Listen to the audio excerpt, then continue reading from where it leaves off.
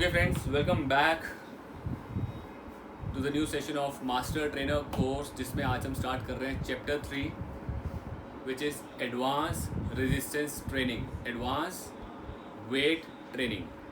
Resistance training मतलब आपका weight training या स्ट्रेंथ ट्रेनिंग जो वेट्स के साथ होता है। सो गाइस, सबसे पहले बात करें कि वेट ट्रेनिंग करने से क्या बेनिफिट्स होते हैं। जैसे हमने कार्डियोवैस्कुलर का देखा कि कार्डियोवैस्कुलर ट्रेनिंग से एक तरह से हमारा एनर्जी सिस्टम, हमारा एरोबिक और एनारोबिक एनर्जी सिस्टम पे हम काम करते हैं, हम उसको इम्प्रूव करते हैं। हम अपना हार्ट को, लंग्स को, मसल की कैपेसिटी को कि देर तक काम कर सके, उसको इम्प्रूव करते हैं। वेट ट्रेनिंग में, रेजिस्टेंस ट्रेनिंग के अंदर हम क्या इम्प्रूव कर रहे हैं, हम अपने मसल का स्ट्रेंथ, और वो स्ट्रेंथ ऐसा नहीं कि सिर्फ एक बारी में, उस ऐसा स्ट्रेंथ जो देर तक चले, देर तक काम करे, तो इसको बोलते हैं परफॉर्मेंस। आप नेक्स्ट पेज पे देखिए, एक टेबल दिया हुआ है। वेट ट्रेनिंग या रेजिस्टेंस ट्रेनिंग करने से हम अपनी परफॉर्मेंस को इम्प्रूव करना चाहते हैं, और परफॉर्मेंस के लिए क्या क्या चीज़ इम्प्रूव करनी पड़ेगी।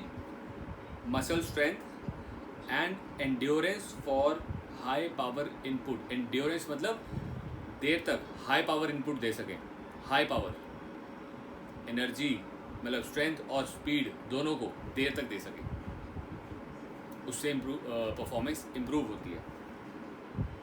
Maximal rate of force production, force maximum force उठा, मतलब मैक्सिमम वेट उठा सकें, फोर्स प्रोड्यूस कर सकें। वर्टिकल जंप्स, खड़े खड़े कितना हाई जंप कर सकते हो, दैट इज़ कॉल्ड वर्टिकल। उसके लिए भी बहुत स्ट्रेंथ और पावर चाहिए, टांगों से एकदम से बहुत ऊंचा जंप। जितने भी आप देखोगे वॉलीबॉल प्लेयर्स बहुत अच्छी जंप्स करते हैं, बास्केटबॉल प्लेयर्स बहुत अच्छी हाई जंप्स मारते हैं, है ना। दैट इज़ वर्टिकल जंप्स के लिए चाहिए होता है। स्प्रिंट के लिए चाहिए, इवन जो स्प्रिंटर है 100 मीटर 200 मीटर, उनको भी स्ट्रेंथ चाहिए, मसल की स्ट्रेंथ और पावर, स्पीड, जिससे देर तक वो काम करें। इन सब चीज़ों को इम्प्रूव करने से परफॉर्मेंस इम्प्रूव होती है। किसी भी कॉम्पिटिटिव एथलीट की परफॉर्मेंस इम्प्रूव होगी। मसल फाइबर में क्या इंप्रूवमेंट्स होती हैं, आपका मसल फाइबर ज़्यादा अच्छा डेंस बन जाता है, ज़्यादा मसल आएगा, ज़्यादा सेल्स होंगे, ठीक है। हमारे मसल के अंदर एक होते हैं स्लो ट्विच और एक होते हैं फास्ट ट्विच। तो हम चाहते हैं हमारा मसल ज़्यादा फास्ट काम करे और देर तक काम करे, है ना।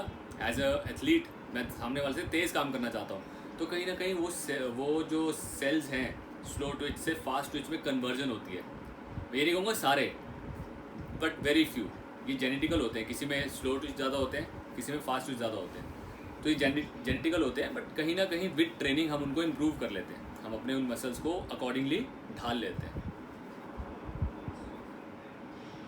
Neural recruitment, neural means nerves का रिक्रूटमेंट अच्छा है, अच्छे से मैसेज आएगा, ज़्यादा स्ट्रॉन्ग नर्व्स होंगी, बैलेंस ज़्यादा अच्छा रहेगा आपका। एगोनिस्ट और एंटागोनिस्ट मसल्स, ये समझने की बात है। एथलीट्स जब वर्कआउट करते हैं, फॉर एग्जांपल क्रिकेटर को ले लो, क्रिकेटर जब खेल रहा होता है ना, तो ज़्यादातर आपने देखा उनको हैमस्ट्रिंग इंजरी होती है, रनर्स को हैमस्ट्रिंग इंजरी होती है, फुटबॉलर्स को हैमस्ट्रिंग इंजरी क्यों होती है। पहले होती थी, अब इतनी नहीं होती, अब इतनी कॉमन नहीं है, पहले बहुत कॉमन होती थी। हर किसी मैच में ना, आज से 5-7 साल 10 साल पहले देखे हुए, हर मैच में कोई ना कोई हैमस्ट्रिंग पकड़ के लेट जाता था। क्यों? वो अपनी थाई को तो, क्वाड्रिसेप्स को तो ट्रेन कर रहे थे, बट हैमस्ट्रिंग को कम ट्रेन करते थे। एगोनिस्ट और एंटागोनिस्ट मतलब उसको ऑपोजिट मसल, उसको सपोर्टिंग मसल कम ट्रेन करते थे। तो मेन मसल तो काम कर रहा है, बट दूसरा मसल आपका थक गया, जिसकी वजह से इंजरी आ गई। तो वेट ट्रेनिंग के अंदर हम क्या करते हैं, वेट ट्रेनिंग के अंदर यही चीज़ों को ध्यान रखा जाता है कि जो मेन मसल के साथ साथ जो उसके सपोर्टिंग मसल, उसका ऑपोजिट मसल जो काम कर रहा है, उसको भी स्ट्रेंथ किया जाए, उसको भी इतना ट्रेन किया जाए कि उसमें दिक्कत ना आए, ठीक है ना। खेलते खेलते ऐसा ना हो कि मेन मसल तो चल रहा है, बट ऑपोजिट मसल अगर क्रैम्प आ गया, थक गया, टीयर हो गया, तो रुकना तो पड़ जाएगा उसको, परफॉर्मेंस तो हिंडर हो ही गई ना। तो उसको भी अच्छे से ट्रेन किया जाए। एंजाइम एक्टिविटीज़, क्रिटीन फॉस्फेट जो हमारी बॉडी में बनता है, उन एक्टिविटीज़ में, वो एक्टिविटीज़ मतलब जल्दी बने, क्रिटीन फटाफट बने, फॉस्फेट, एटीपी, ये सारी चीज़ें जल्दी बॉडी के अंदर तैयार रहें एनर्जी बनाने के लिए। Same metabolic energy stores, energy का store, ATP, glucose, glycogen, triglycerides. Triglycerides क्या होते हैं, ये फैट से बनते हैं। जैसे एटीपी ग्लूकोज कार्ब से बनता है, जो ट्राइग्लिसराइड्स होते हैं ये फैट से बनते हैं। ये फैट से बनने के बाद ट्राइग्लिसराइड से धीरे धीरे एटीपी बनाते हैं। तो हमारी बॉडी ना अपने आप को किस स्टेज में रखती है, एवर रेडी कि यार ट्राइग्लिसराइड्स के स्टोर अच्छे रखेगी, ग्लाइकोजन का स्टोर अच्छा बना के रखेगी कि कभी भी ज़रूरत पड़ सकती है। तो बहुत जल्दी खाने में से ये स्टोर बना के रख लेती है, स्टोर कर लेती है, क्योंकि उसको पता है डेली काम कर रहा है, डेली वर्कआउट करता है, डेली अपने आप को खेलना है, तो इन स्टोर्स में जल्दी काम करती है, मेटाबॉलिक रेट अच्छा हो जाता है, मतलब फैट नहीं आएगा और ज़्यादा जल्दी एनर्जी बनेगी बॉडी में। कनेक्टिव टिश्यूज़, जो आपके लिगामेंट्स, जो आपका टेंडेंट्स है, ये वेट ट्रेनिंग करने से ही स्ट्रांग होते हैं। कार्डियो करने से इन पे कोई ज़्यादा इफेक्ट ही नहीं आता। ये वेट ट्रेनिंग करने से लिगामेंट्स ज़्यादा स्ट्रांग होंगे और ज़्यादा नंबर में होंगे, कनेक्टिव टिश्यूज़ ज़्यादा नंबर में होंगे। अभी अगर 100, मैं एग्जांपल दे रहा हूँ, देयर आर 100 कनेक्टिव टिश्यूज़, तो 100 के 120, 150 हो जाएंगे, मतलब नंबर ऑफ टिश्यूज़ बढ़ जाते हैं और ज़्यादा स्ट्रांग हो जाते हैं वेट ट्रेनिंग करने से। बॉडी कॉम्पोजिशन, उतना ही अच्छा आपका बॉडी कॉम्पोजिशन होगा, उतना ही आपका फैट फ्री मास होगा। जो आपका वेट है, जितना भी आपका वेट अगर बढ़ रहा है वेट ट्रेनिंग से, तो फैट फ्री होगा, उसमें फैट नहीं है, मसल है, मसल आएगा। ये सारे बेनिफिट्स मिलते हैं वेट ट्रेनिंग करने से। अब मैं अगर बात करूँ, कोई भी स्पोर्ट आप ले लो, किसी भी स्पोर्ट में सिर्फ एक वेट लिफ्टिंग और बॉडी बिल्डिंग छोड़ के, वेट लिफ्टिंग है ऐसा स्पोर्ट है जिसमें आपको हैवी से हैवी चीज़ उठाना है, तो आपको सिर्फ जिम की ट्रेनिंग ज़्यादा ज़रूरी है ना, हैवी वेट ट्रेनिंग ज़्यादा ज़रूरी है। But take any sport, cricket, football, hockey, table tennis, lawn tennis, cricket, take any sport, हर एक स्पोर्ट के अंदर स्पीड, स्ट्रेंथ, पावर, इनका कॉम्बिनेशन चलता है। एंड्योरेंस, ठीक है ना, एंड्योरेंस, स्पीड, स्ट्रेंथ, पावर, इनका कॉम्बिनेशन चलता है। ऐसा नहीं कि इनमें से सिर्फ एक चीज़ चलेगी। You take 100 metre runners, 100 metre runners में पावर चाहिए होती है, तेज़ भागने के लिए पावर चाहिए, और पावर में स्ट्रेंथ चाहिए, स्पीड के साथ स्ट्रेंथ, ठीक है। यू टेक हॉकी ले लो, फुटबॉल ले लो, इन सब के अंदर स्पीड चाहिए, तो स्पीड के लिए स्ट्रेंथ चाहिए। वो बहुत ऐसे तगड़े नहीं होते, बॉडी बिल्डर नहीं होते, but they have very good strength, उनके मसल की स्ट्रेंथ बहुत अच्छी होती है ना। तो हर एक स्पोर्ट्स में एथलीट्स के लिए जो हमें ट्रेनिंग करनी है, उसमें हम कभी भी स्ट्रेंथ ट्रेनिंग की तरफ नहीं जाते कि सिर्फ स्ट्रेंथ की हैवी वेट ट्रेनिंग कराना है, हैवी वेट नहीं उठवाना। उनको कहीं ना कहीं हाइपरट्रॉफी या एंड्योरेंस के लेवल में रखते हैं, हाइपरट्रॉफी और एंड्योरेंस के लेवल में रखते हैं, और उसी लेवल को हम उसको खींचते हैं, नेक्स्ट लेवल पे लेके जाते हैं। कि जैसे फॉर एग्जांपल, आज हमारा एक क्लाइंट है, उसको हमने बोल दिया कि भाई आपने आज डेड लिफ्ट्स करनी है, ठीक है। डेड लिफ्ट्स कितनी करनी है आप, मैं एग्जांपल ले रहा हूँ, एक वेग एग्जांपल, कि 100 kg की डेड लिफ्ट्स करनी है, and you have to perform 5 dead lifts 100 kg, ठीक है। ही इज़ एथलीट, उसने करना शुरू किया। अब 100 kg से 5 करने का मतलब है कि हम उसकी स्ट्रेंथ पे काम कर रहे हैं, है ना, हम स्ट्रेंथ वर्क पे काम कर रहे हैं। लेकिन मुझे इस एथलीट से स्ट्रेंथ ताकत नहीं करवानी, मुझे इसको देर तक खींचना है, तो मैं क्या कहूँगा, यार नहीं 100 नहीं ले, you take 60 kg, but you perform 12 reps. इतने रेप्स परफॉर्म करके थक जाए, 12 से 15 कर, 15 से 20 कर। आई वॉन्ट कि तुम्हारा मसल स्ट्रॉन्ग भी हो, वेट उठाए, 60 to 70 kg का वेट उठाए, और ज़्यादा देर तक काम करे। ये ट्रेनिंग अप्लाई होती है उनके साथ। यस अतुल। जो हमने अभी बताया एग्जाम्पल, तो इसमें जैसे वेट ट्रेनिंग होगी, तो वेट उतना ही रहेगा या वेट ग्रेजुअली इंक्रीज करेंगे? नहीं, ये डिपेंड करेगा परसेंटेज। जैसे 1 RM पहले हमने निकाल लिया कि यार इस इंसान का ना 1 RM क्या है, what is his 1 repetition max. For example deadlift में वो बंदा कहता है यार मैं 150 kg का 1 या 2 रेप्स मार दूंगा, हम उसको पहले ट्रेन करके देखते हैं। अब उसका पता लग गया यार 150 kg is max, that is his maximum limit. अब अकॉर्डिंग टू द स्पोर्ट, कौन से स्पोर्ट में does he need more strength और does he need more strength, endurance, speed, power, समझ रहे हो। अगर इसको सिर्फ स्ट्रेंथ ज़्यादा चाहिए तो मैं क्या करूँगा यार, स्ट्रेंथ के लिए मैं ठीक है, यू टेक 100, 120 kg, 130 kg का लो, गो फॉर 5-6 रेप्स स्ट्रेंथ पे काम करके। बट जब मेरे को लगता है नहीं यार ये बंदा he is a cricketer, is a footballer, go for उसका से 60% पे आ जाओ, गो फॉर 100 kg। 100 kg पे you have to perform 10-12 reps. धीरे धीरे रेप्स को बढ़ाना है, वेट सेम रखना है, सेम वेट से when he is reaching 17 to 20 reps पहुंच रहा है, ओके नाउ वेट बढ़ाओ, अगेन गो फॉर 12, 15, 17, 20 रेप्स, है ना। तो परफॉर्मेंस बढ़ाने के लिए आप दोनों में से कोई ना कोई चीज़ बढ़ाते हो, या तो वेट को बढ़ाते हो या रेपिटेशंस बढ़ाते हो। तो मुझे क्या करना है एथलीट्स के लिए, मुझे उनकी एंड्योरेंस भी बढ़ानी है विद स्ट्रेंथ एंड्योरेंस बढ़ानी है।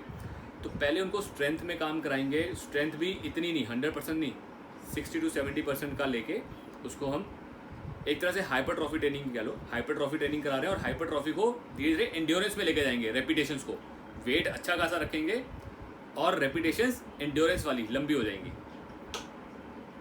समझ रहे हो?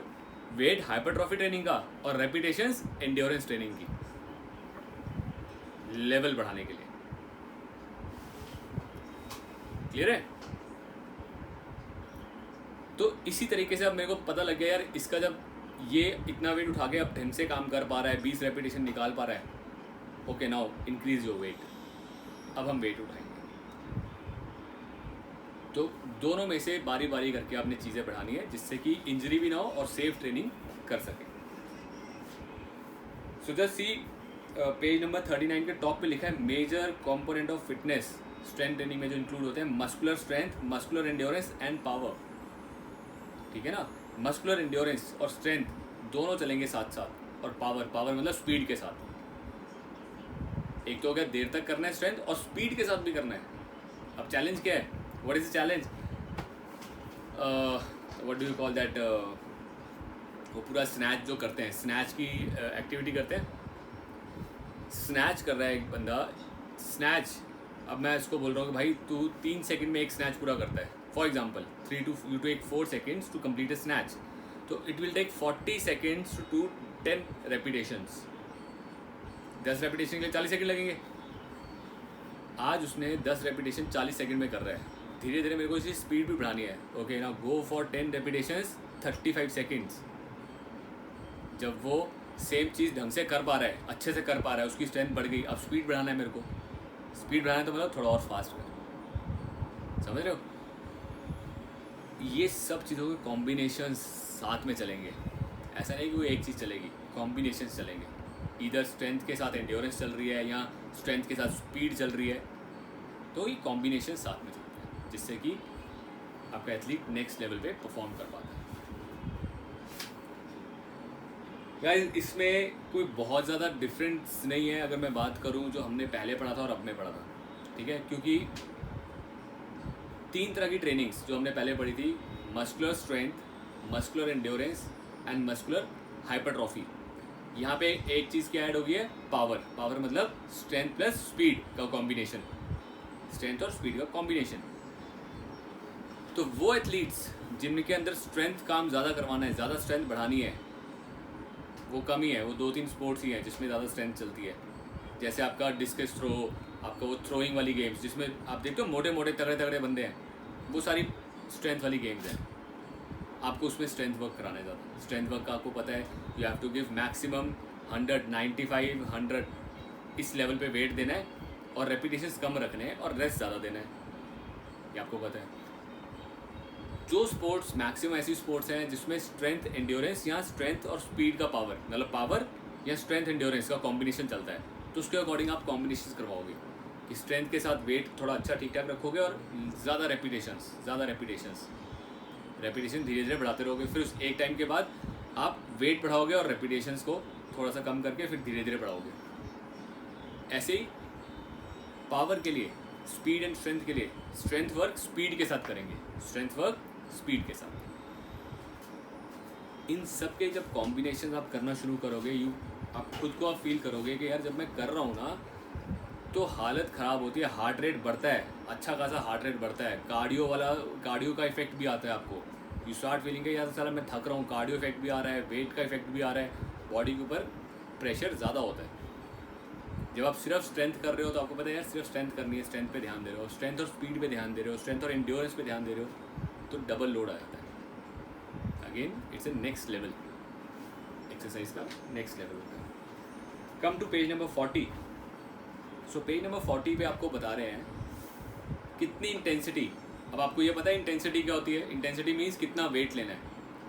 100% इंटेंसिटी का मतलब हो गया योर मैक्सिमम, जिस वेट से आप सिर्फ एक रेपिटेशन मार सको, दैट इज 100%। अगर मैं कहता हूँ आपको डेडलिफ्ट करना है, आप कहते हो यार 100 kg से मैं एक डेडलिफ्ट करूँगा, तो 100 kg का जो वेट है दैट इज़ योर 100%। अब मुझे लगता है यार मेरे को आपको 50% पे काम कराना है, तो कितना वेट देना है, दैट इज़ 50 kg। 50 kg का वेट दूंगा तो ये 50% हो गया। तो जस्ट सी यहाँ पे इंटेंसिटी लिखी है कि 60% इंटेंसिटी पे आप काम कर रहे हो तो 17 के आसपास रेपिटेशन होने चाहिए। 60% इंटेंसिटी में 17 रेपिटेशंस और मोर भी हो सकते हैं, ठीक है, ऐसा नहीं कि फिक्स है, बट इतना एटलीस्ट होना ही चाहिए। 60% कितना हो गया, 100 kg का 60% हो गया 60 kg। 60 kg के साथ आपको 17 रेप्स, 18, 19, 20 धीरे धीरे बढ़ाने हैं। इस तरीके से जितना आप इंटेंसिटी को बढ़ाओगे उतना रेपिटेशंस धीरे धीरे कम होंगे, ठीक है। आपको ये चीज़ सिलेक्ट करनी पड़ेगी, आपको डिसाइड करना पड़ेगा आपको किस रेंज में रखना है अपने एथलीट। 70 to 80 की रेंज में रखना है, 80 to 90 की रेंज में रखना है, ये आप डिसाइड करोगे एज ए ट्रेनर। क्लियर है? सर ये आरएम की फुल फॉर्म क्या है? आरएम मतलब होता है रेपिटेशन मैक्स। रेपिटेशन मैक्स का मतलब होता है कि एक रेपिटेशन में मैक्सिमम कितना वेट उठा सकते हो। One rep max. ठीक है। Rest intervals, so guys rest intervals में जितना इंटेंसिटी ज़्यादा होता रहेगा उतना रेस्ट आप ज़्यादा दोगे। अगर आप हाई इंटेंसिटी में काम करा रहे हो मतलब 90, 95 या 100 में, तो your rest will be more 2, 2.5, 3 minute, ठीक है, 3 मिनट का रेस्ट, क्योंकि पूरी बॉडी रिकवर करे, क्रिटीन बने। जितनी हाई इंटेंसिटी 100%, 95 या 90% में आप काम करते हो तो क्या यूज़ होता है बॉडी में से, क्रिटीन फॉस्फेट यूज़ होता है हमारी बॉडी का। तो दोबारा से इतनी एनर्जी डालने के लिए हमारी बॉडी को क्रिटीन दोबारा से स्टोर करना पड़ता है, रीस्टोर होता है, तो उसके लिए टाइम लगता है, 2.5-3 मिनट का टाइम लगेगा। दोबारा क्रिटीन हमारे मसल्स में आएगा और दोबारा हम इतनी एनर्जी दे पाएंगे। जितना आप 80s, 70s से 80s की रेंज में रहोगे, your time would be 1 minute, 1.5 minute के बीच का। जितना कम होगा उतना बेटर है। जितना आप ऊपर जाओगे 60s की तरफ उतना रेस्ट कम है, दैट इज़ 30 सेकेंड्स, ठीक है। तो जितनी इंटेंसिटी कम है उतना रेस्ट कम होता जाएगा। ये आपका रेस्ट इंटरवल्स इस तरह से चलेंगे।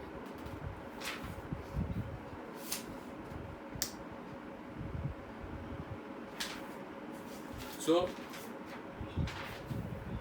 टाइप ऑफ स्ट्रेंथ ट्रेनिंग, जब हम बात करें कि किसी को भी जब आप स्ट्रेंथ ट्रेनिंग शुरू करवाते हो, फॉर एग्जांपल कोई एथलीट है, जस्ट लाइक चंदन बोल रहा था मैं फुटबॉल खेलता था बट अब मैं अपने कोई भी फुटबॉलर, कोई भी एथलीट आपके पास आता है कि सर मैंने आज तक कभी वेट ट्रेनिंग नहीं की but I want to improve myself, आप जो भी कराओगे मैं करना चाहता हूँ एज ए ट्रेनर। तो आप सबसे पहले उसका क्या बनाना शुरू करोगे, बेस, एक बेसिक। हम आते ही उसको नहीं डाल देंगे एडवांस ट्रेनिंग पे, आते ही पहले उसका बेस बनाना शुरू करेंगे, तो उसको बोलते हैं एक basic strength training. Basic strength training चाहे वो हाइपरट्रॉफी ट्रेनिंग हो, ठीक है, हाइपरट्रॉफी लेवल की ट्रेनिंग आप शुरू कराओगे पहले, और धीरे धीरे उसको फिर बेसिक स्ट्रेंथ ट्रेनिंग, हाइपरट्रॉफी से maximum strength, explosive power strength, इस तरफ खींचोगे। तो बेसिक से हाइपरट्रॉफी, हाइपरट्रॉफी से मैक्सिमम स्ट्रेंथ के ज़्यादा ताकत लगाना सीखे, और फिर एक्सप्लोसिव पावर। एक्सप्लोसिव पावर मतलब वही power, strength, speed, explosive, burst of energy. तो ये स्टेप्स में चलेंगे, ठीक है। बहुत सारे एथलीट्स आपको, बहुत सारे क्या मैक्सिमम ऐसे मिलेंगे जिन्होंने वेट ट्रेनिंग नहीं की, उनको पता ही नहीं है वेट ट्रेनिंग का, जो बेसिक लेवल से थोड़ा उठ रहे हैं, जो स्टेट लेवल पे हैं, स्टेट से नेशनल्स पे जा रहे हैं, उनको वेट ट्रेनिंग का नहीं पता। तो वेट ट्रेनिंग उनको वहीं से बेसिक से शुरू करानी पड़ती है और धीरे धीरे उनको आगे लेके जाते हैं, पुश करते हैं आगे, ज़्यादा पुश करते हैं। क्लाइंट्स को नहीं पुश करेंगे, क्लाइंट्स में भी बहुत फ्यू क्लाइंट्स होते हैं जो कहते हैं नेक्स्ट नेक्स्ट नेक्स्ट, मेरे को और करो, नेक्स्ट लेवल पे लेके जाओ। तो ये नेक्स्ट लेवल्स है, combinations, strength, speed, strength, endurance के कॉम्बिनेशंस। आई होप क्लियर है आप सबको। हाँ जी, any doubts, anything you want to ask? Yes sir, clear है, क्लियर है, ये वाला क्लियर। सेम अब मैं बात करूँगा, एक हमने पीटी में पढ़ा था रेस्ट इंटरवल या फिर फ्रीक्वेंसी कितनी होनी चाहिए। कोई भी सेशन, जो आपका कोई भी सेशन हार्ड सेशन है, जो बहुत हार्ड सेशन है, वो हफ्ते में 1 या 2 बार होने चाहिए, वेरी हार्ड सेशंस, इससे ज़्यादा नहीं, क्योंकि बॉडी को रेस्ट चाहिए। फॉर एग्जांपल आज मैंने अच्छा खासा हार्ड सेशन किया है, तो मैं दोबारा ये हार्ड सेशन वेट ट्रेनिंग का कल या परसों नहीं करूँगा। मैं हो सकता है लाइट सेशन करूँ, कोई और वेट ट्रेनिंग करूँ, लेकिन कुछ और करूँ, बट लाइट सेशन करूँगा थोड़े बॉडी को रिकवरी के लिए। तो वेरी हार्ड सेशंस हफ्ते में 2 बार होने चाहिए, ठीक है। ऐसे सेशंस जो अच्छे खासे हैं, हार्ड है, आप 3 से 4 बार भी करा सकते हो, और लाइट सेशन है तो आप हफ्ते में डेली भी करा सकते हो। तो एथलीट्स के साथ लाइट सेशंस तो होते ही नहीं है। एथलीट्स के साथ कौन से सेशन होते हैं? 80% वाले और 100% वाले। तो 100, 90, 100% वाले आप 2 सेशन रखो हफ्ते में, ठीक है, और बाकी सारे 80 के परसेंट पे 80-85% के लेवल के सेशंस करवाने। Recovery is very important. जो रिकवरी पैटर्न है that is very important. Massage, recovery, diet, protein, इन सब का कॉम्बिनेशन साथ चलेगा, क्योंकि अच्छी खासी स्ट्रेंथ ट्रेनिंग में अच्छा खासा आपको डाइट, न्यूट्रिशन, रिकवरी चाहिए। चाहे वो कार्डियो में भी चाहिए, कार्डियो भी बंदे को तोड़ देती है अच्छा खासा। तो रिकवरी का पूरा ध्यान रखना है इसमें। बाकी जो भी इसमें आपके पास चैप्टर्स में दिया हुआ है, इसी का एक्सप्लेनेशन है, ठीक है। बेस कॉन्सेप्ट जो है, कॉन्सेप्ट इज स्ट्रेंथ और इंड्योरेंस का कॉम्बिनेशन, स्ट्रेंथ और स्पीड का कॉम्बिनेशन, हाइपरट्रॉफी, स्ट्रेंथ का कॉम्बिनेशन। यहाँ पे चीज़ें कॉम्बिनेशंस के साथ चलेंगी, ठीक है। आप अपने पे भी अप्लाई करके देखना कभी। एक सेशन क्या मतलब, अगर आपको अच्छे से कराने वाला कोई हो, या जैसे अगर हमारे प्रैक्टिकल शुरू होंगे तो एक आधा सेशन अगर हम लेंगे तो यू विल फील लाइक कि हाँ, ये क्या किया हमने आज, अच्छा नेक्स्ट लेवल की चीज़ें की हैं। जो लोग बोलते हैं ना हमारा वेट लॉस नहीं होता, तो ऐसा नहीं कि एक दिन में हम उनको ऐसे ट्रेनिंग सेशन दे सकते हैं। पहले उनको प्रिपेयर करना है। इन ट्रेनिंग सेशंस के लिए आपको पहले प्रिपेयर करना पड़ेगा, उनका बेस प्रिपेयर करना पड़ेगा, और फिर ये एडवांस लेवल के ट्रेनिंग सेशन हम लोगों को दे सकते हैं। बट उससे पहले आपको खुद को एक्सपीरियंस भी होनी चाहिए। आप खुद के साथ वो लेवल ट्राई करो, खुद को पुश करो, ठीक है। कुछ क्लाइंट्स, कुछ यंग एथलीट्स, उनके साथ आप ट्राई करो। और हमेशा ध्यान रखना, जब भी आप किसी को करवाओ तो कभी भी ओवरलोड, मतलब ऐसा नहीं करना कि बहुत ज़्यादा स्ट्रेंथ दे दिया है और इंजरी हो। इंजरी वाला कॉन्सेप्ट नहीं करना कभी भी। अगर आप किसी को इंजरी हो रही है आपसे, तो that is not a good trainer. Trainer को क्यों हायर किया जाता है? कि इंजरी ना हो।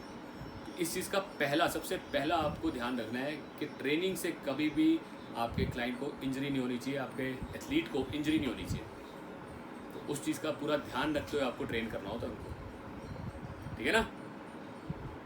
वो आपको हायर ही क्यों करेगा? PT as a PT hire करने का पर्पस ही क्या है? कि इंजरी फ्री और परफॉर्मेंस हाई, उन चीज़ों पे हमें ध्यान रखना है। सो गाइज, ये आपका एडवांस रेजिस्टेंस ट्रेनिंग है। मेरे को पता किसी ने अभी तक रिवाइज़ किया नहीं है, जो आज मैंने बोला था कि आप पढ़ के आना। पहले पढ़ा है? Very good. अगर आपने पढ़ा है तो आप देख रहे होगे काफ़ी कॉम्बिनेशन सेम है, ठीक है। थोड़ा डिटेल दिए हुए ज़्यादा, पर वही कॉम्बिनेशन चल रहे हैं, वही level of intensity and combination इसमें चलेंगे। एक सेल्फ स्टडी ज़रूरी है। आप लोग प्लीज़ सेल्फ स्टडी करके, फिर कोई डाउट आता है, फिर कोई चीज़ आएगी, क्योंकि तब आप पूछोगे तो आपको समझ आएगा, ठीक है। सो गाइस, कल का सेशन नेक्स्ट चैप्टर 4 हम लोग स्टार्ट करेंगे। नीड एनालिसिस के ट्रेनर एथलीट्स की, अच्छे लेवल के एथलीट्स को क्या क्या चीज़ों की ज़रूरतें पड़ती हैं। नीड, उसमें फिजियोथेरेपिस्ट, कोच, बहुत सारी चीज़ें हैं, सोशल, इन सब चीज़ों की रिक्वायरमेंट्स होती हैं। तो वो क्या क्या चीज़ें हैं, उन पे कैसे काम किया जाता है, वो हम करेंगे कल। So if you want to, yes Atul. Page number 41, muscle fibre hypertrophy में 4th पॉइंट है, mechanical strength of the weight training, very important. हाँ जी, मसल फाइबर हाइपरट्रॉफी में the 4th point, mechanical stress of weight training. Mechanical stress of weight training मतलब वही होता है यार, एक होता है साइकोलॉजिकल प्रेशर, होता है mechanical weight training, that is mechanical, जो आप काम कर रहे हो उसका स्ट्रेस ज़्यादा देना है। इसको मैं बात करता हूँ, जैसे हाइपरट्रॉफी में हमें पता है यार, हम 80 to 85% वेट लेते हैं और कितने रेप्स निकालते हैं? 10 से 12। तो मैकेनिकल स्ट्रेस कब आएगा? जब आप ये 12 से 15 पे लेके जाओगे। 15 रेप निकाल, आपको पता है आपका 12वां रेप बड़ी मुश्किल से निकल रहा है, सपोर्ट से निकल रहा है, बट हम उसको 15 तक खींचें, दैट इज़ मैकेनिकल स्ट्रेस। ठीक है, वो पुश करना, लिमिट्स को पुश करना इज मैकेनिकल स्ट्रेस। सर एक चीज़ और पूछिए, जैसे एंड्योरेंस वर्कआउट करते हैं तो उसमें चांसेस नहीं होते कि बॉडी एनाबॉलिक से कैटाबॉलिक में चली जाए? होते हैं, जैसे सपोज मैं अपने भी फ्लाइंग कर रहा हूँ, होते हैं चांसेस बिल्कुल। 20 रन, कैटाबॉलिक ओवरलोड जब होता है तब कैटाबॉलिक में जाती है बॉडी, ओवरलोड, ओवर ट्रेनिंग, समझ रहे हो? जो मैंने उस दिन बताया था कि ज़्यादा ट्रेनिंग, अगर दिन में 2-2 3-3 बार ट्रेन कर रहे हो अपने आप को, प्रॉपर रेस्ट नहीं मिल रही, रिकवरी नहीं मिल रही, तो बॉडी कैटाबॉलिक स्टेट में जाएगी। कैटाबॉलिक स्टेट में 2 रीज़न होते हैं बॉडी के जाने के, एक तो रेस्ट रिकवरी पूरी नहीं है, या फिर आप डाइट अच्छी नहीं ले रहे, जितनी आप अपनी एनर्जी एग्जॉस्ट कर रहे हो, मतलब जितनी एनर्जी आउट कर रहे हो उस हिसाब से एनर्जी इन नहीं कर रहे, न्यूट्रिशन उस हिसाब से नहीं खा रहे। ठीक है, तो अगर आप अच्छी खासी अगर आप ट्रेनिंग कर, देखो कहीं ना कहीं डेफिनेटली कार्डियो करने से मसल का साइज़, अगर आपका बहुत बड़ा मसल था तो मसल का साइज़ कहीं ना कहीं थोड़ा कम होगा ही होगा। क्यों होगा? क्योंकि आपकी कार्डियो में ना पूरी बॉडी, आपका पूरा शरीर इन्वॉल्व होता है। बट वेट ट्रेनिंग में क्या होता है, वेट ट्रेनिंग में एक पर्टिकुलर मसल होता है तो उसका साइज़ बढ़ता रहता है। तो सबसे पहली चीज़ क्या होगा, वेट लॉस जो होगा वो फैट से होगा। सबसे पहले तो फैट बर्न होना शुरू हो जाएगा, आपको एक क्लीन बॉडी दिखेगी, हाँ यार इसमें फैट नहीं है, I can see it's a clean body. अब अगर आप if you are more into cardio training, तो बॉडी को समझ आ गया यार कार्डियो करने के लिए ना मुझे वेट कम करना है अपना, मैं इतना बड़ा मसल लेके नहीं कैरी कर सकती, कार्डियो नहीं कर सकती, समझ रहे हो? क्योंकि कार्डियो कर रहे हैं, रोज़ कार्डियो कर रहे हैं, तो अपनी बॉडी को, हमारा ब्रेन अपनी बॉडी को कार्डियो के हिसाब से तैयार करेगा, वो आपकी बॉडी बिल्डर टाइप की नहीं तैयार करेगा, वो कार्डियो। अब कौन सा कार्डियो करते हो? अगर आप 100 मीटर स्प्रिंटर हो तो 100 मीटर की स्प्रिंटर के हिसाब से आपको तैयार करेगा, क्लीन मसल, अच्छा मसल, ठीक ठाक मसल होगा। अगर आप लॉन्ग रनर हो तो लॉन्ग रनर्स कभी भी हैवी नहीं होते, वो हैवी नहीं हो सकते क्योंकि बॉडी को पता है कि यार मुझे, आपको पहाड़ चढ़ना है, आप 20 kg का बैग लेके चढ़ोगे या 10 kg का बैग लेके चढ़ोगे? बताओ। सेम हमारा माइंड काम करता है, वो कहेगा बैग उतार, वो कहेगा 10 kg भी नहीं चाहिए, बैग उतार, सिर्फ पानी रख अपने पास, आप ज़रूरत की चीज़ें रखोगे सिर्फ अपने पास, कि जो आपको ज़रूरत की चीज़ें चाहिए ऊपर जाने के लिए। तो सेम कॉन्सेप्ट है व्हेन यू नीड, जब आप लॉन्ग टर्म कार्डियो में इन्वॉल्व करोगे अपने आप को, तो कहीं ना कहीं बॉडी कैटाबॉलिक जाएगी। बट इसका मतलब ये नहीं कि स्ट्रेंथ कम हो रहा है, स्ट्रेंथ और एंड्योरेंस आपका वैसा ही रहेगा, बट बॉडी अपना वेट कम करेगी सो दैट वो अपने आप को अच्छे से कैरी कर सके लॉन्ग टर्म ट्रेनिंग्स के लिए। तो इसलिए आपको अगर बॉडी में आपको लगता है कि वो मसल नहीं गिराना ना, तो बहुत ज़्यादा कार्डियो ट्रेनिंग नहीं करनी चाहिए। आपको कार्डियो, आपको स्प्रिंटिंग, एनारोबिक ट्रेनिंग, फास्ट, वो ट्रेनिंग ज़्यादा मिक्स एंड मैच करना चाहिए ट्रेनिंग का।